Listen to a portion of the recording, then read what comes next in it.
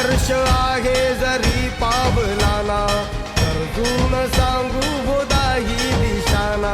आयुष्य लावू हो आम्ही पणाला, आशा स्वप्न वेड्या तुझ्या लेकराला.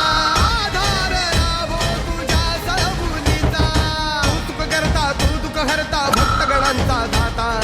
तुझ्या भक्तीचा जागर केला ते वरदान तू आता. रूप निरखता भान सुंदर मंगल मूर्ती, नसा नसातून उभाणलेली आनंदाची